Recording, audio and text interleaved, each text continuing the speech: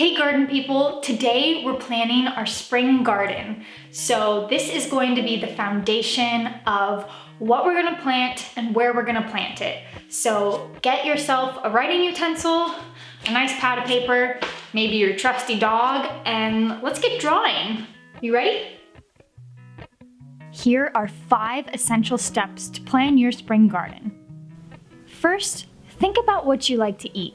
What's expensive at the grocery store that you can grow? What will make you yearn to go outside? These are the seeds and starts you'll want to gather for your garden. I already bought my seeds, so now I'll set them out by planting season: spring, summer, fall, and winter.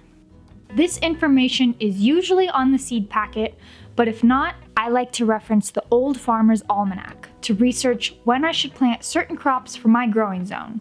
You can plug in your own zip code to figure out when to start seeds in your area. Hi. Next is companion planting.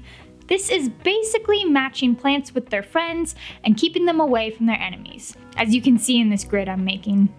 Almost all plants have a companion they like being planted near. Whether it's for increasing soil nutrients or deterring pests, companion planting will help you get the most production and health from your garden.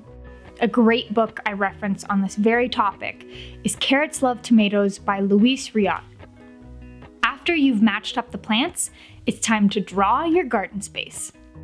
We have a really great view of the entire backyard, so this is a great place to kind of sketch out the overhead view of the backyard, so then I can start filling in what is already established and what plants I want to add.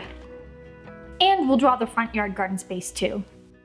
With your blueprint ready, it's time to add in where you'd like to plant your plants. This is where you can be creative. Imagine your garden at the peak of summer. What are the first plants you want to see when you step outside? Maybe flowers to attract bees, herbs to snip near the kitchen, berries to pluck for a quick snack? This part can take some time, but that's the fun of imagining. Keep in mind your companion plants, because this can help guide what to plant where. And be aware of plants that don't do well together. Maybe start by planting those on opposite ends of the garden. So we just finished our drawings. It's so exciting seeing all of our seeds laid out together. I think having this roadmap will make it easier and hopefully a little more sane as we start planting our food in the spring. And it's okay if you add or subtract a few plants as you go. This is just a guide to get us started in the garden. Thanks for watching.